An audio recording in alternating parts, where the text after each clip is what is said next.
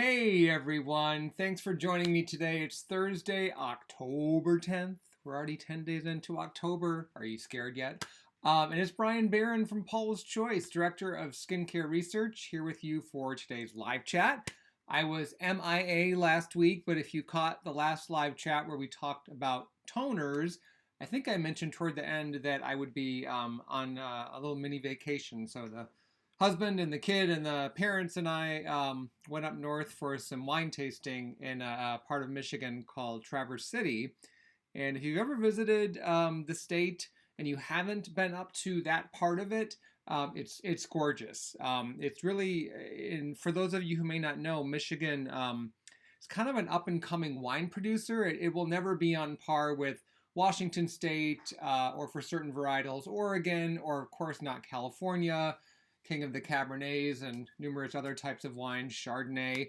But Michigan holds its own with certain types of grapes. And what's interesting about the Traverse City area is that it's at the 45th parallel between the equators, or the equator.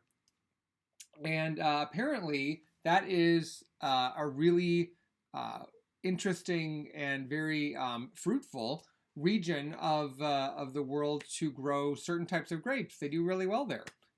So we found some fantastic wines, brought home about 18 different bottles, most of which are still have not been consumed yet. Worry not. We do savor the wines. We don't gulp them. But it was a really fun trip. So now I'm back. It's been a pretty full week at work. And today's topic on the live chat is exfoliants. And I was joking with my coworker who heads up our social media that we should probably do a director's cut 3-hour live chat because there are so many questions and a lot of confusion about exfoliants and what they are and what Paula's Choice thinks about them. I see that there's some questions coming in and whatnot. Hello to everybody. I will get to the questions. I'm going to be looking first and foremost after my little update here for questions about exfoliants. But let me essentially give you an exfoliation 101. So exfoliation simply refers to the process of applying one or more of the types of ingredients that can loosen the bonds that are holding dead skin cells to the surface, preventing them from shedding the way they normally do. Now, if you look at most kids' skin or baby skin, it's very, very smooth and fresh and plump, almost like a ripe peach.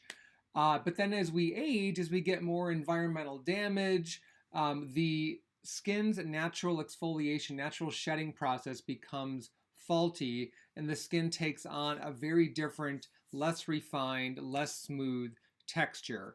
Is there a little, I think there's like a tiny little fruit fly flying around, and I'm not even drinking any wine right now. This is very annoying. But anyway, the skin's natural exfoliation process can become faulty because of sun damage. It can become faulty just through the natural process of aging, independent of how much sun damage you've accumulated. But there are also other factors that can contribute to the exfoliation process going a bit haywire, and one of those is the tendency toward clogged pores or acne. What essentially happens is that the pore lining can become misshapen. That can be due to different circumstances. There's almost always a genetic component to it that tends to kick in around the start of puberty, although it can and often does happen later in life. But essentially, the pore lining, the shape of it that would normally allow a smooth, even flow of oil, cellular debris that sheds and dead skin cells to come out of the follicular lining and reach the surface, that becomes faulty, and the pore lining itself becomes misshapen. That makes it much easier for backups or clogs to form deeper in the pore lining. Under certain circumstances, if enough bacteria that contributes to acne is present, that can incite inflammation that in turn leads to different types of acne blemishes or acne breakouts.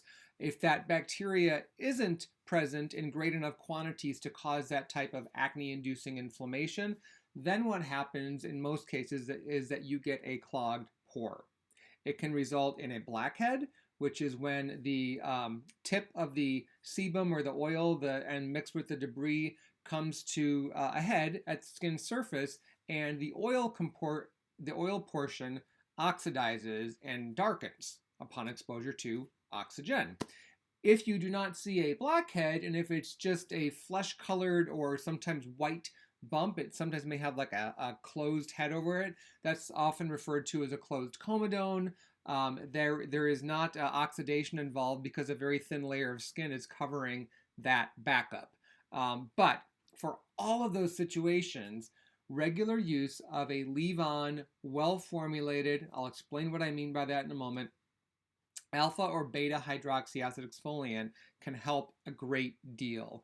Either one of those products can coax skin, can encourage skin to do what it used to do before things started going wrong, essentially. And it happens to one degree or another to everybody, which is why Paula's Choice and myself in particular are very fond of recommending leave-on exfoliants to pretty much everyone, even if you have sensitive skin. Paula's Choice as an example of a brand that I think has really been pioneering in the field of leave-on exfoliants. To this day, it seems to me, at least last time I looked, we still have more choices for face and body than any other brand I can think of. So it isn't that other brands aren't offering exfoliants, more and more of them are. They just don't have the variety that we do for different skin types, texture preferences, degree of concern. Is it just acne that you're dealing with, or are you dealing with clogged pores, enlarged pores, and signs of aging at the same time? We really make it easy for you, also with the tools we have on our site, to find the best exfoliant. So, what else can I say about that? I mean, God, there's so much to say. Oh, well formulated. What do we mean by that? So, research has shown that alpha and beta hydroxyacid exfoliants, those ingredients would be, the alpha would be glycolic acid, lactic acid, malic acid, tartaric acid, mandelic acid. That's lesser known, lesser used. Not necessarily because it's not effective, it just isn't as common. And glycolic and lactic are by far the most researched in terms of how they work on the skin, what other benefits they offer other than just exfoliation of shedding those dead cells. BHA, it's pretty much salicylic acid. It's kind of all by itself. There's some variations on salicylic acid that have kind of come and gone over the years. Some of them are still around. One of them is, last I knew, still patented by L'Oreal, and they will often refer to that as a lipohydroxy acid because they've essentially taken salicylic acid and combined it with a fatty acid as a means to enhance penetration and biocompatibility with the skin. It's an interesting ingredient. There are ways that you can formulate with salicylic acid that can match, if not surpass, those results. So I don't advocate lipohydroxy acid as being like superior. You know how sometimes you'll hear that like, oh, this type of retinol is better than the other type and it's the latest. And sometimes the latest and the greatest isn't always the best. Sometimes it can be. Our perspective, and this is one of the areas that I look into quite a bit, is what does the scientific research say? We'll often get studies from ingredient suppliers, and they can and often are impressive studies, particularly if they are comparative studies, where you look at the new ingredient compared to a similar existing ingredient, or sometimes more than one, and then it's a double-blind study, so the participants don't know what ingredient they're getting. They're just often told, like, well, here's the type of product it is, and here's roughly what you can expect to see. Those studies can be interesting, but even those, when those are done and done well by ingredient suppliers, we still look to see, okay, obviously they have a vested interest in making sure that their ingredient comes out looking great as possible, because they want companies like Paula's Choice and Clinique and Estee Lauder and Olay and on to buy the ingredient and use it in their products. We always look to make sure whenever possible that there is corroborating scientific evidence outside of what the supplier is saying to ensure that the product is effective. And there is an abundance of that for alpha and beta hydroxy acid ingredients, as well as another class called polyhydroxy acid ingredients, which would be gluconolactone and lactobionic acid. A little bit of information in the research about those two ingredients being preferred for sensitive skin, because comparative studies looking at polyhydroxy acids against alpha and beta hydroxy acids have shown a modest reduction or difference in a sensitized response. But modest is actually being a bit generous, because if I'm remembering the research correctly, that is comparative. And by the way, the polyhydroxy acids are hydrating as well, just like AHA and BHA. So they're all kind of on equal footing there. They go about hydrating in a little bit different ways, but that benefit, end result, you're getting some hydration. It was only about a 6% difference in terms of a sensitivity reduction, which to most people, if you're looking at 2 desserts on a menu and this one has 6% fewer calories, and you really kind of have more of a hankering for the one that has 6% more calories, you're splitting hairs. Eat the one you like. So I think as I delve into the questions here, which are piling up, this is great. More information about, I'll be talking more about exfoliation throughout the show. Leave-on exfoliant, the other formulary consideration that everyone should keep in mind is that in order for any of these hydroxy acid ingredients to be effective, to actually work as exfoliants, to break those bonds that are holding the dead skin cells to the surface, allow them to shed naturally, pH matters. That refers to how acidic or alkaline the exfoliant is, with 0 being the strongest acid and 14 being the strongest alkaline, and then 7 considered neutral, right there in the middle. The Jan Brady of the pH scale, if you will. That's an older reference, isn't it? The skin is naturally acidic. We have what's called an acid mantle. The average pH of human skin typically measures between about 4.5 and 5. Some research would push that a little further, saying the average is about 5.5, but I've rarely seen studies that go much higher than that. And of course, even at 5.5, you're still on the acidic side. So what research has also shown is that the alpha and beta hydroxy acids, as well as the polyhydroxy acids, work best at a pH between 3 and 4. Now, can they work if the pH is lower than 3? Of course they can. It's all about keeping them on the acidic side, not letting them salt out, which is what happens when the formula changes and the pH rises beyond where it needs to be, that sweet spot for exfoliation, to nudge that along.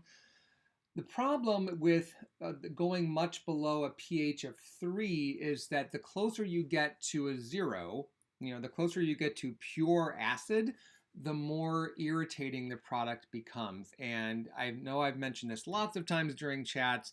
Whenever you're talking about bioactive products, and exfoliants absolutely count, you always want to make sure you're not tipping the scales in favor of irritation. In a bit of an irony, you could argue that the manner in which alpha and beta and polyhydroxy acid, we'll just call them the hydroxy acids, the manner in which they work to exfoliate skin causes a bit of barrier disruption.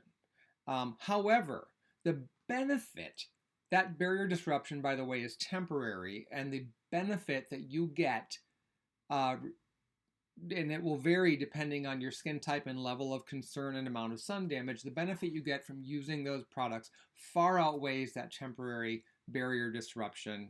There's so much good that can happen from using a well-formulated exfoliant, even beyond what we can see on the surface, even beyond just that waking up to your skin feeling so smooth and the pores looking refined and the tone starting to look more even. There's a lot histologically that is going on beneath the surface that I was just looking at a newer study today on lactic acid. And I didn't know this, but Lactic acid is actually considered an antioxidant, not only because it works to thwart the formation of collagen degrading enzymes in skin. That's one of the reasons that they believe that the alpha hydroxy acids help stimulate and preserve collagen, is because they can interrupt that process where skin damaging well, specifically collagen damaging enzymes called matrix metalloproteinases are generated, and those enzymes left unchecked, they're like little Pac-Men for collagen, and they're just going to gobble gobble gobble gobble gobble, which, as you can imagine, over time, if those are left unchecked, it just slowly, the skin tries to keep up. But with that going on beneath, and if you're not being good about sunscreen, if you're not treating your skin gently, if you're using irritating ingredients, too much fragrance, all of that can conspire to further break down your skin's natural supply of collagen and inhibit its ability to repair, as it will try to do, the collagen that's being damaged by these enzymes. But lactic acid seems to be able to thwart those enzymes, keep them from damaging skin. It also is a chelating agent on skin, which means that it can help protect skin from the damaging effects of certain metallic elements that it may encounter, such as those that can be found in water. These metallic elements are all around us. They're here to stay. We can't avoid them 100% any more than we can 100% avoid free radicals. So this is a good thing. Fun facts about our favorite hydroxy acids. So let's see where we are as far as questions. Valerie says, Brian, I have several of the PC exfoliants and I love them all. What makes the gel in the gel exfoliants?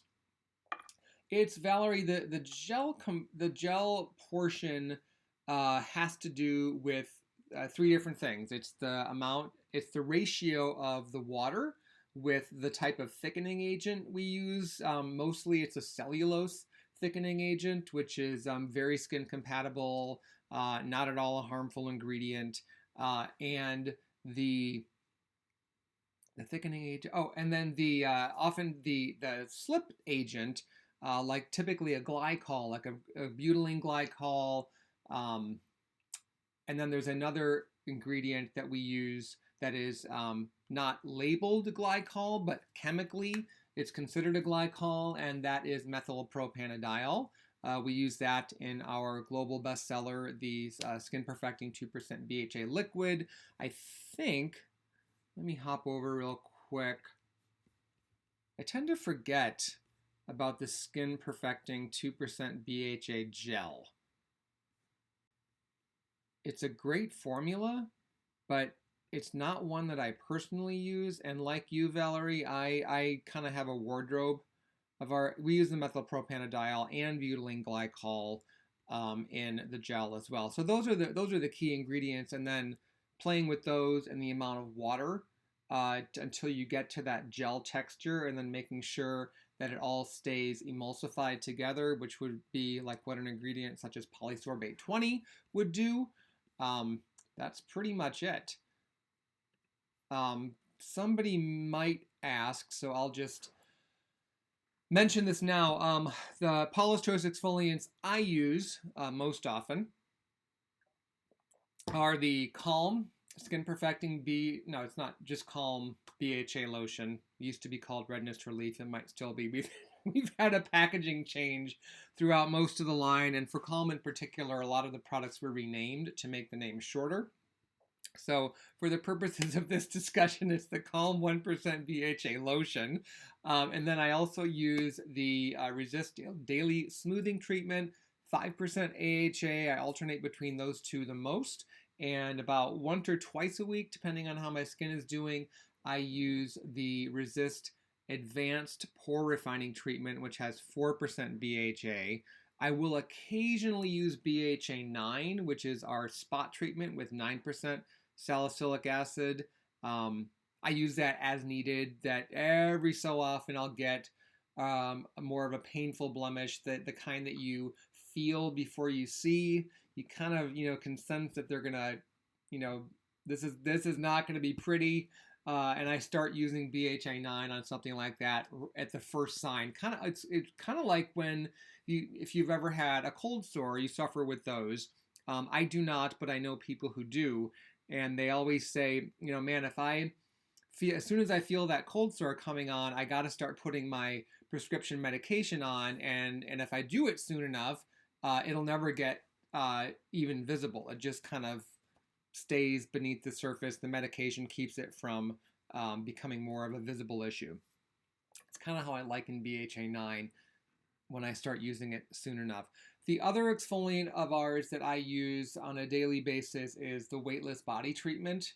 It used to be part of our Resist body line, and now it's just kind of in its own little body care collection in that pretty lavender tube.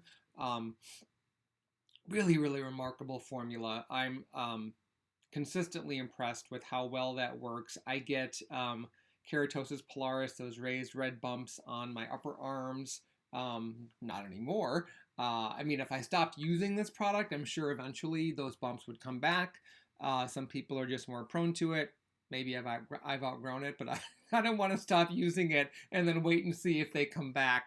And then I'll sometimes get what is essentially like a follicle irritation at the base of the hair follicle on my upper legs, on my thighs, and that can result in kind of that dotted red. They don't necessarily get raised, but it can be like it's like a bunch of like the right where the follicle is, it's red, like a little red border around it. And I find that using the weightless body treatment on those areas keeps that away, like just gone. And it's so easy to apply, and it's not greasy or thick or heavy. You can put pants on afterwards and not be like, ew. I love it, and I know a lot of you do too. It's one of our most popular products. So back to your questions. Enough about me. Oh, well, Moonchild was saying, hey, Bryan, advice on dealing with strawberry skin on the legs. Love from India. That's what you do. You use the weightless body treatment. It could be something else you're dealing with. Just saying, if try that over-the-counter option first, and if your skin does not respond well to it, you can also consider alpha hydroxy acids. We have our skin revealing body lotion with 10% AHA. Some people with those raised red bumps and the issues I was just describing find that in their skin responds better to salicylic acid, or not to glycolic or lactic acid, than it does to salicylic acid. And then some people find that their skin, that these concerns respond best to the combination of alpha and beta hydroxy acids, whether you use those in the same product or whether you alternate AHA, BHA exfoliants in those areas. And it's totally fine to do that. It's also totally fine to layer such products, so you're putting the AHA and BHA on at the same time. If they're both pH correct, I promise they will not cancel each other out. Even if they were very pH different, they still would not. You'd need a lot of the product in order to get a pH shift. Okay. Oh, Salvador says, Bryan, your skincare chats remind me of my favorite college courses in the best possible way. I always learn so much from that limitless brain of yours.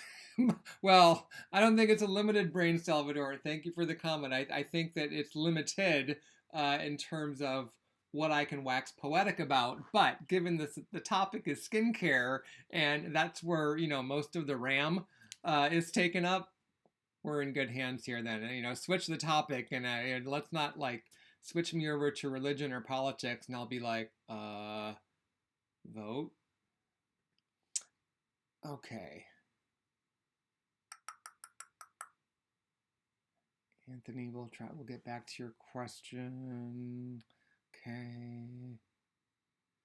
Okay, Anthony, another question from Anthony. Since this is a chat on exfoliants, do enzymes and fruit extracts exfoliate, if at all? So many companies shill exfoliants, but they lack, that's the word, right? Yeah, but they lack AHA and BHA and rely on enzymes and fruit extracts. So the quick answer, and I rarely have a really quick answer, so this won't be so quick.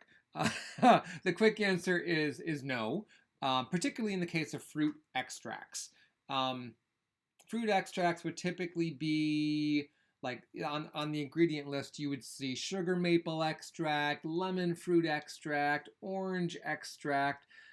The citrus fruits naturally contain citric acid, and citric acid is an alpha hydroxy acid. However, it is one of the more irritating ones because it works best at a much lower pH.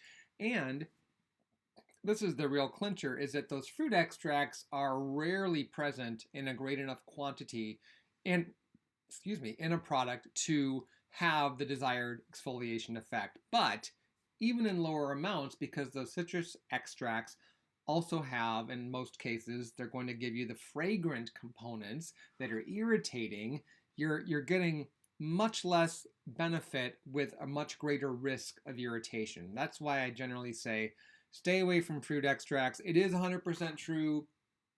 The salicylic acid, the glycolic acid, the lactic acid, those are the big three in terms of the amount of research attesting to their benefit. But those ingredients are all synthetic. They're manufactured in a lab.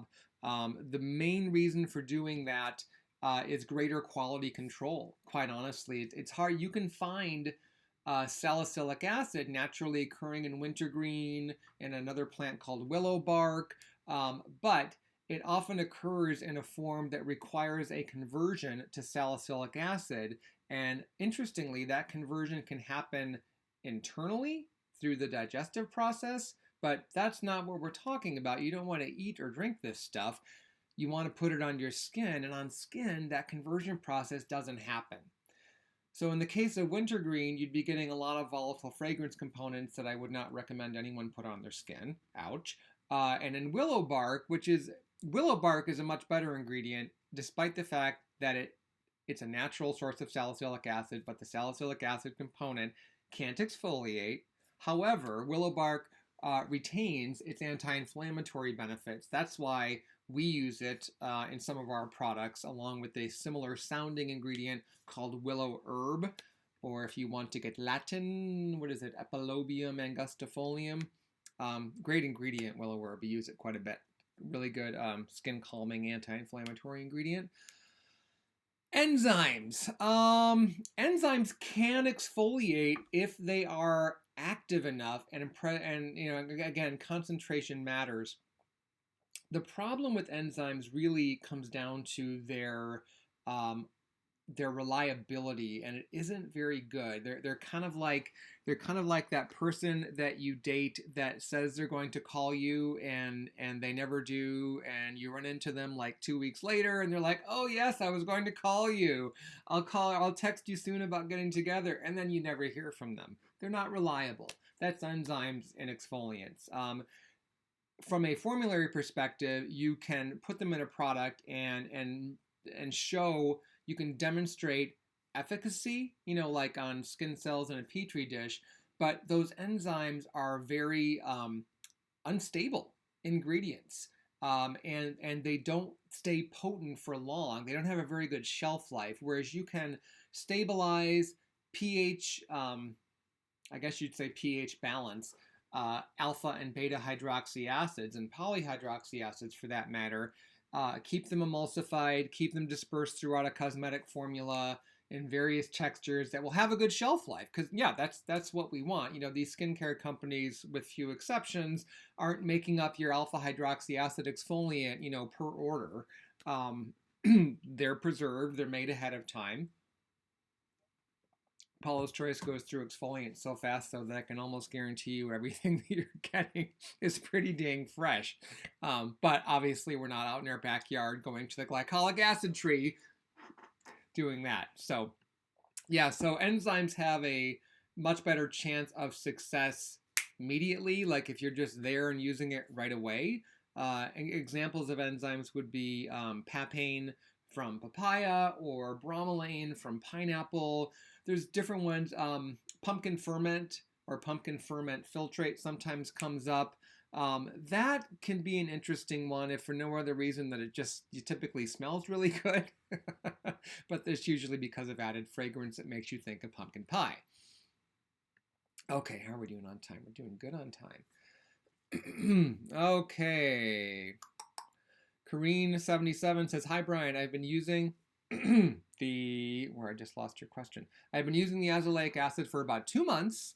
How long does it take to see results from it? What should I be noticing using it? I don't know if I see any difference."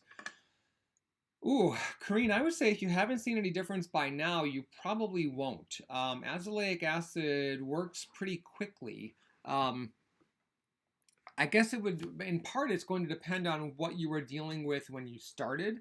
I think if, for example, you had if you had like more noticeable redness or signs of sensitivity or rough texture, you would see a more a noticeable difference probably within about a week or so of using it. If it was more like, well, my skin is sort of sensitive sometimes, but most of the time it's okay, and the surface, it's kind of smooth, and I don't have much of an issue with breakouts, that scenario, you would need to use the product for longer, and the results would be more subtle. But in your situation, it kind of sounds like it's a bust, and I would say let's talk or contact our client services team and go over what expectations you had, what your current concerns are, why you purchased that product, what you were hoping to see, and they can provide some further information, including recommendations on alternative products. Okay. Seth says, "What do you suggest for lip exfoliation? Despite before bed using nightly non-irritating lip balm, and daily lip balm with SPF, my lips still tend to get flaky." So, Seth, you can use our facial exfoliants on your lips as long as you apply them carefully. They're not intended to be ingested. It's a tiny amount on your lips. It's absolutely not reason for concern.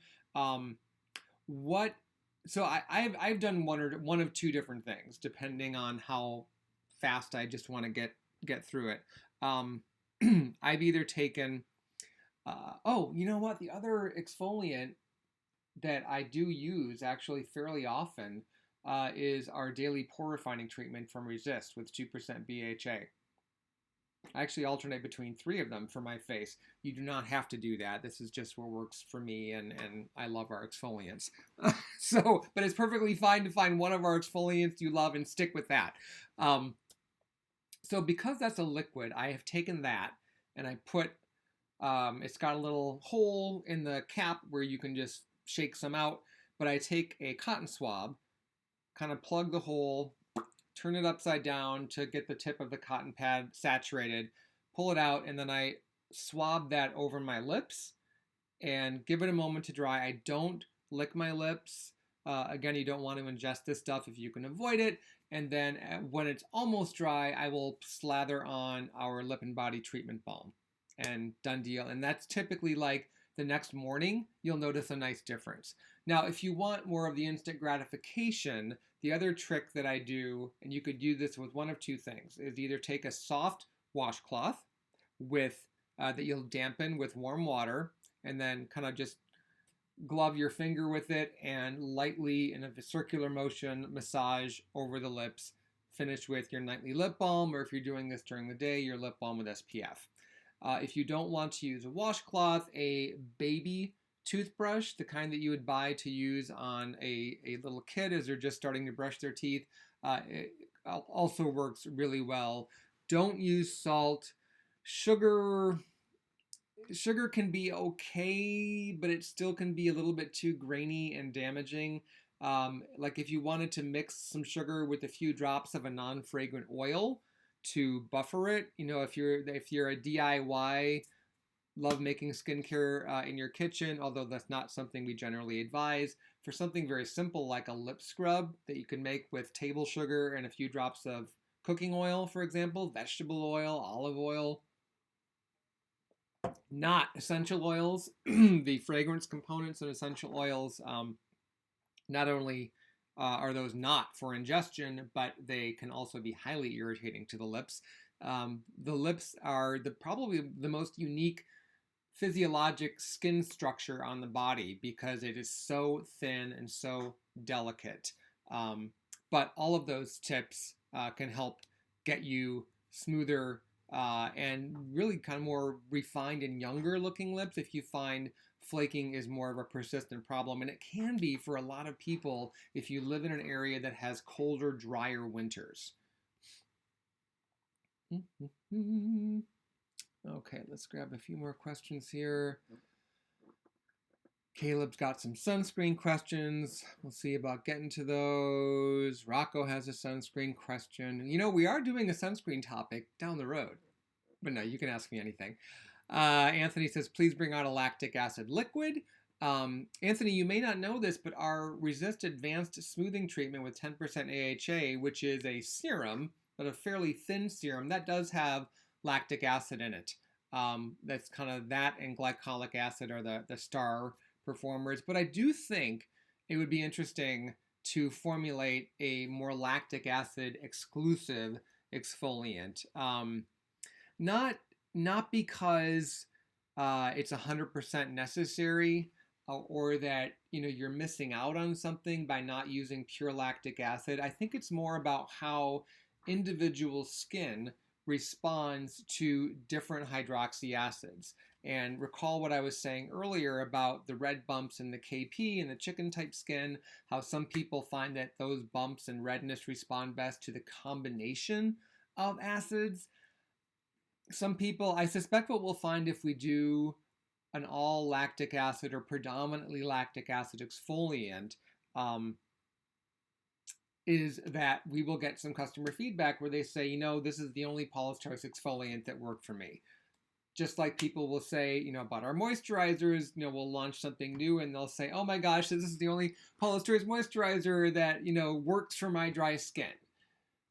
And I can't necessarily explain that because I'll look at our existing formulas and say, well, I know what's in these, how they were put together and what the research says these ingredients do, and I can't logically explain to you why this very moisturizing formula didn't moisturize the way you want it to or the way you prefer or in a way that makes your skin feel comfortable. And now we have this other product with a different combination of ingredients that does. So, it's great. But at the same time, it's one of those skin conundrums where I'm just like, I don't get it. But in the end, I'm happy that you found something that you like.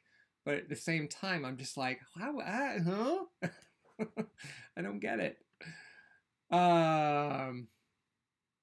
Daniel says, hey, Brian, can the 2% BHA gel be used before 1% retinol? Yes, it can. There is nothing in the research that says you cannot apply an alpha or beta or polyhydroxy acid prior to applying any type of retinoid.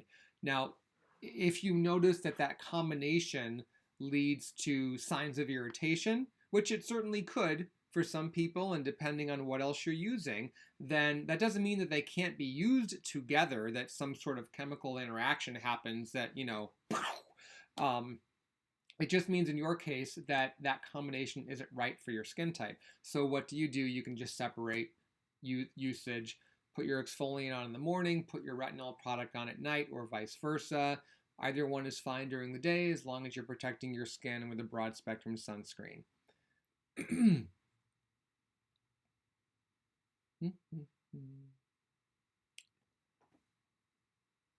I think I should just say, if you have an exfoliant question, put it in all caps.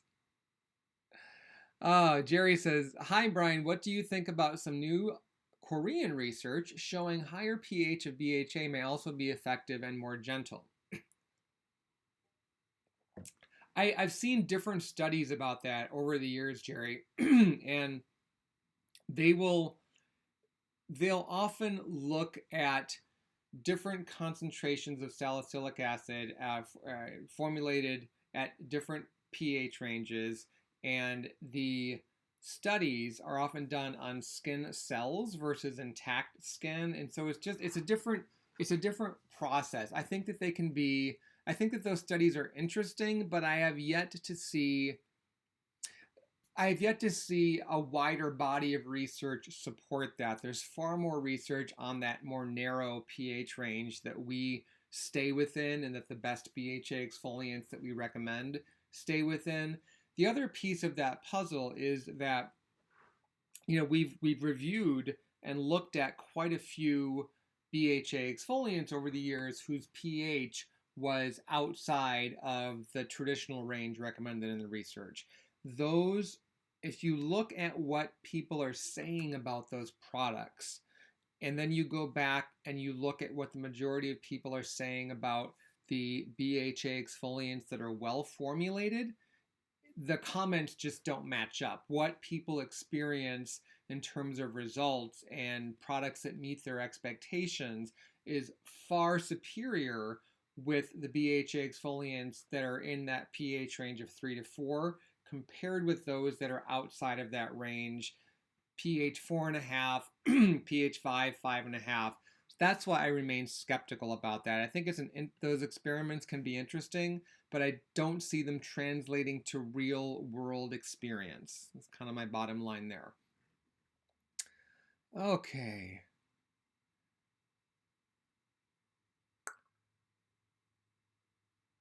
Got that one.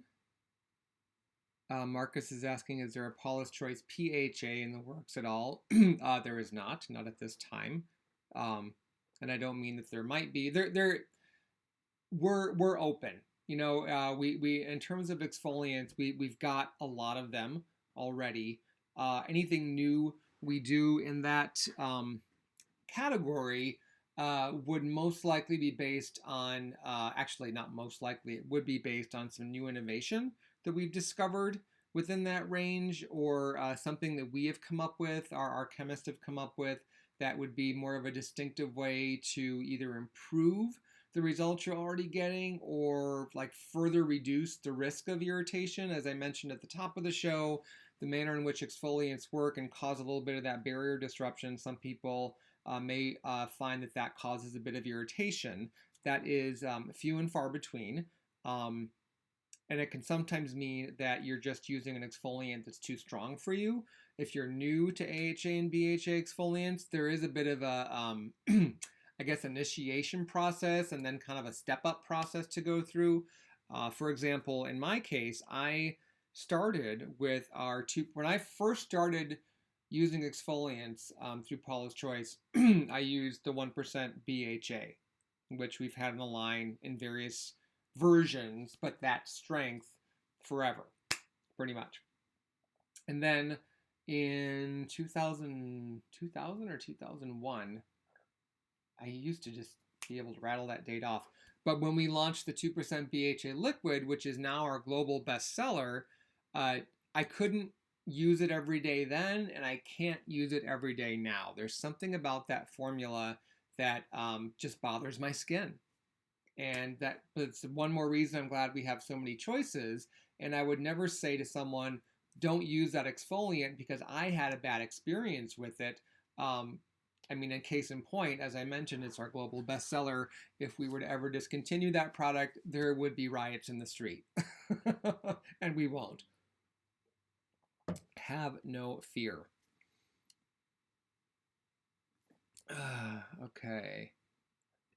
And then Marcus says also, if the UK does eventually ever leave the EU, will BHA over 2% be available? I'd sell a kidney for BHA. Don't sell your kidney for BHA 9. Just pay the shipping, which I know is a lot, but compared to losing an organ.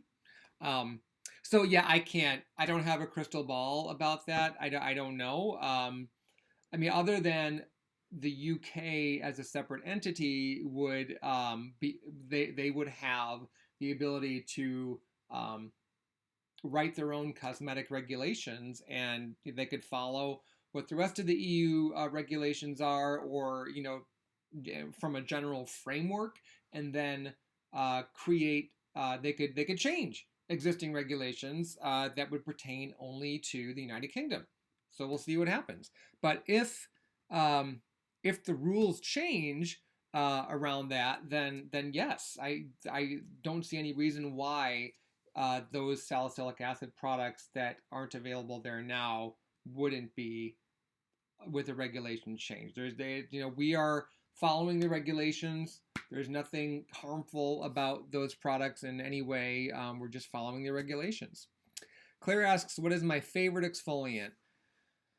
Ooh, that's a tough one. I would say as I've gotten older and I find that I'm breaking out less and I have less of a concern around clogged pores, that if I had to whittle my Paula's Choice routine down to just one of our exfoliants, it would be the daily smoothing treatment. Reason I say that is because I really like the texture of that. I love the curcumin antioxidants it contains, the peptides it contains, and that product still gives me a little bit of BHA. It's one of our combo exfoliants. We snuck in 0.5% salicylic acid.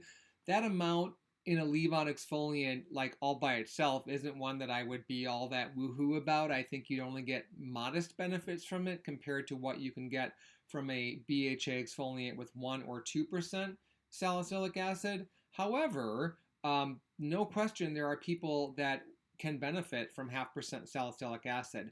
I just kind of like it mixed with the alpha hydroxy acids. I feel like that's a good way to get the benefits of both. Scalp exfoliation. Yeah, there were some questions in there about what I thought about scalp exfoliation and whether or not you need to do it. And in terms of exfoliating the scalp with I keep naming them all off. I should just stick with what I said earlier with the freaking hydroxy acids. In terms of exfoliating your scalp with those ingredients, they can work on the scalp because scalp is just its skin. The way they work on skin elsewhere in the body. The problem is if you have any amount of hair, if you are hairless, apply at will. But if you have any amount of hair, those ingredients at that pH can steadily chip away at the hair shaft and cause some damage that you don't want. Particularly, you don't want that because you'd be applying it to the scalp, which means that the product would have the most contact with the root of the hair. So like this part of the hair, it's this has been around longer. It's you get haircuts regularly, it just gets trimmed away. But the root, when you're putting those acids at the lower pH on the root every single day, even once every other day, you're going to start denaturing the hair shaft right when it's at its healthiest. And then as that hair grows out, it's going to be weaker and weaker and weaker because of everything else that we do to our hair on a regular basis, heat styling, color treating, exposing it to the sun, and on, that just already weakens the hair. So that is what makes scalp exfoliation really tricky, and it's why you don't see nearly, I can't even think of one that would be like a leave-on exfoliant for the scalp, except for I will occasionally see scalp treatments for seborrhea, which is seborrheic dermatitis. It is a kind of a scaly buildup of dead skin and oil on the scalp, and it can be very frustrating because your scalp is oily, your hair often looks oily, you feel like you have to wash your hair at least twice a day. Got to be careful about what styling products you use because everything just kind of makes your hair feel limp. And then you get the flakiness from the dead skin buildup, and salicylic acid can nicely deal with that situation because of the fact that it is oil soluble. But even those products that I've seen, they typically will have like 3 to 5% salicylic acid, and they're often in an alcohol base, which I understand why that is, because the alcohol dries quickly, it doesn't leave any sort of a residue, it's not going to make the hair feel greasy. That's what people want. However, it can definitely still be irritating. But even something like that is more a product you'd use short term. So I think for scalp exfoliation that an exfoliating shampoo, there are some shampoos out there. We've seen some, we'll get submissions from different suppliers like, hey, check this out. and they have little exfoliating granules in them, very much like what is used in face or body scrubs, but it's a shampoo, and you can, work that down to the scalp and work it in and get some exfoliation going on.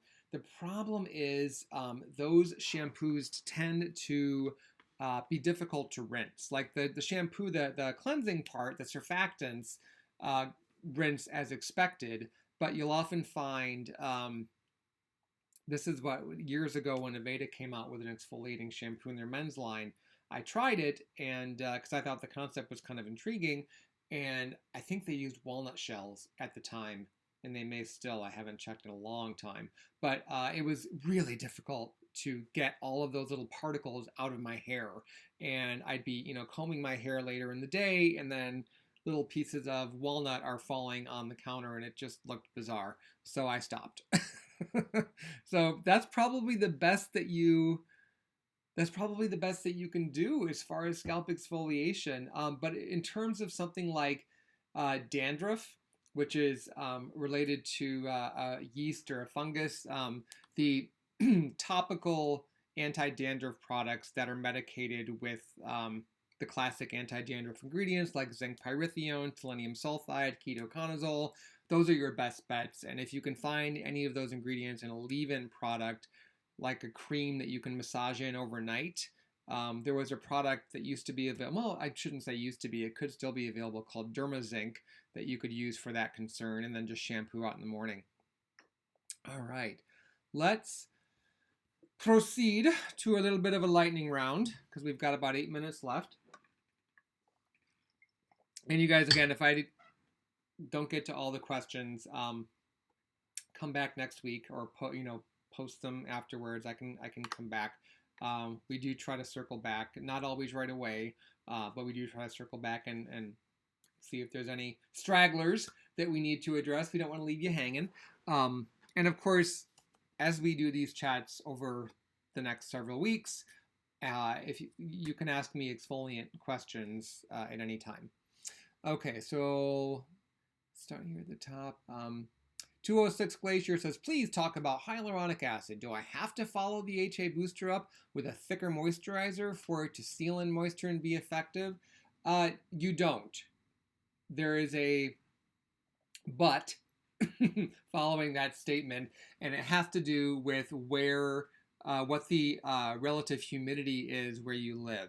And I say that because if you live in a very arid, drier climate, and you have dry skin, your skin is just naturally dry, you will likely find that the hyaluronic acid is not going to be enough to make your skin feel comfortable. And it is possible, given the amount of hyaluronic acid and glycerin in that product, that if there isn't enough within your skin, enough hydration, enough water for it to draw on, it will take it does in any situation. It's going to take water from the atmosphere. But when you live in a very arid, dry climate, there isn't enough of that, and so it's going to turn to the skin. It doesn't really know what else to do. Hyaluronic acid is a smart ingredient, but it's not quite that smart. It's one of the reasons why we paired our hyaluronic acid in the booster with the yeast extract, with the ceramides. What else is in there off the top of my head? I think there's some sodium PCA, maybe. I'd have to go back and look at the formula. But we didn't. We strived to account for that situation. But even with what we did from the formulary point of view, it may not be enough in certain environments. So that's why that's the but. I can tell you, like when I use the hyaluronic acid booster in the summer months here in Michigan, I will typically end my routine with that, or I'll do the Calm Serum and the hyaluronic acid booster.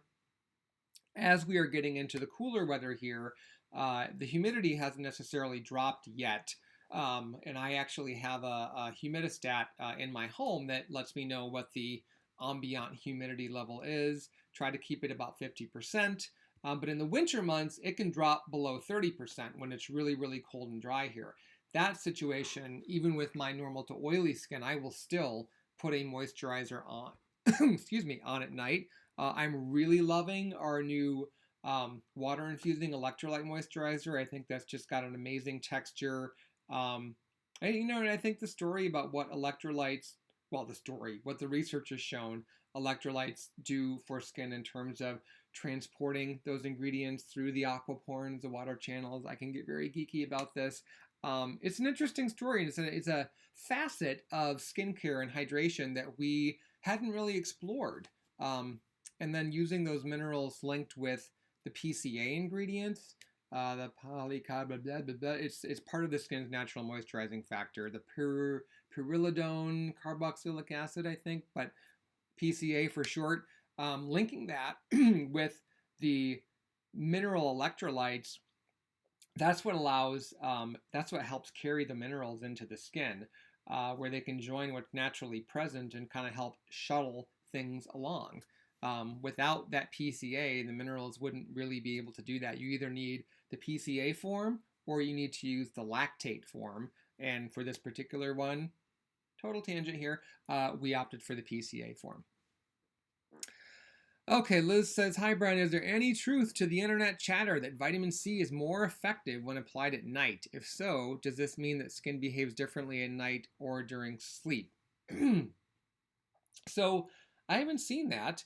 But I would say from what I know about vitamin C and how it works and the fact that skin can't tell time, then it isn't valid. What the logic could be is that if you put vitamin C on your skin during the day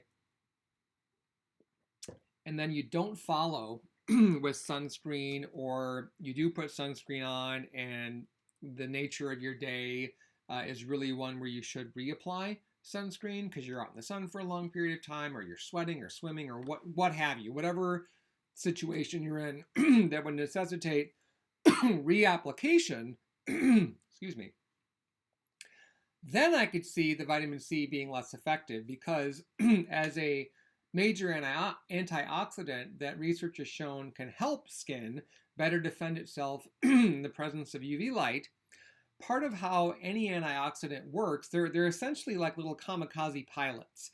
And as they find that unpaired electron, that free radical, and they basically donate to that electron so that it becomes stable. But in the process, it's basically like suicide.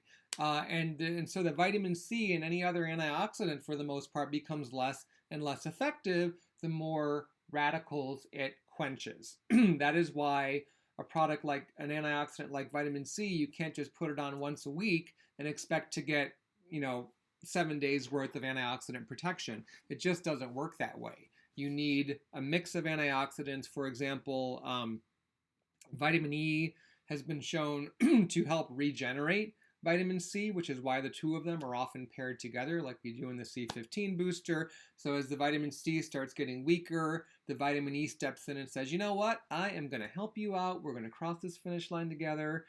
Don't give up on me now, see? And they work together to reinforce each other. They still will, given enough time and enough free radical exposure, they will still get weaker, absolutely. But they can help each other out in that sense. What was I talking? We're getting towards the end. The vitamin C. And then,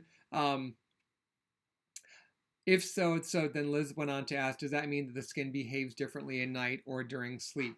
So interestingly, the conventional wisdom is that skin does more or more intense repair work at night. That while we're at rest and our skin is, busily repairing itself. Our skin is attempting, and often if you're using great skincare and sun protection, it's successful at repairing itself around the clock. But what research has shown, is fairly new research, is that skin actually does more repair work during the day. And part of the reason why they theorize that is true is that during the day, unless you have a third shift job, where during the day you'd be sleeping, but most people are awake during daylight hours and we are moving around. The circulation is stronger. A lot of us exercise. Not to mention, most people are exposed to more environmental aggressors during the day, from UV light, from airborne pollutants. Like, for example, you've got a job in the city, you live in the suburbs, there's air pollution everywhere, but there's not as much out where you live. Just one simple example. That basically puts your skin on more of a high alert during daylight hours, and because of your activity and the increased circulation, your skin is better equipped to heal and repair itself during the day. I know it's surprising because we've heard for years that, skin does its most intense repair work at night. And it is repairing itself at night. And there is credence to the theory that skin has it's true that skin can't tell time, but it does have a sort of chronologic clock where certain things happen at certain times of the day. That still doesn't mean that skin, knows it's 3 o'clock, in the conventional sense that people, relate to time. So yeah, that's that. And let me take one more question. We'll go over just a little bit. Who's recently chimed in? The Swap says, do you never recommend physical peels of any kind? How can I smooth my skin texture? They ask that a lot. No, I will recommend a physical peel. A scrub type product is what I'm thinking that you're getting at, as long as it's gentle. We created the unscrub, for example, to accomplish just that. But there are other gentle scrubs on the market where, as long as the beads are rounded, they're not abrasive, so that pretty much cuts out any scrub that uses natural ingredients, such as, just to be clear, there are natural ingredients you can put in a scrub that can be made gentle and rounded. Jojoba beads being a big example, probably the best example. But the ones I'm talking about that you should avoid would be walnut shells, seashells, volcanic ash, pumice, that type of thing. It's very difficult. Apricot pits, hello, St. Ives. It's very difficult to make those particles perfectly spherical and gentle. They have jagged edges that can cause tears in the skin that really weaken the barrier, and not that this is more of talk about barrier damage. So you just want to be really gentle. And if you haven't explored the various options for cleansing brushes, such as those from the Clarisonic, or there is a different technology from the Foreo line, there's a few others. Those are probably the two most well known. That can be a great way to really improve skin texture as long as you're gentle. And then I also wouldn't rule out some of the higher strength leave-on facial peels that you would leave on for, say, 10 to 15 minutes and then wash off. Top of my head. Neostrata has some. Drunk Elephant has, what is that product called? Baby Facial. Higher mix of exfoliating acids that you leave on for a short period of time and then rinse. Something like that may get you to where you want to be with the skin texture, and then you can use a lower strength alpha, beta, or polyhydroxy acid, I just can't help myself, on a regular basis and maintain the results. Cool. Okay, so that wraps up this hour, the show on themed about exfoliation. I think next week we're going to be discussing moisturizers or serums, one of the two. It could be something else, but it will be themed. So I'll be looking for your questions on that when we announce the theme. And as usual, thank you guys so much for joining and sticking with me through the hour, through my ramblings. I'll be back next week. Same bat time, same bat channel. Until then, be good.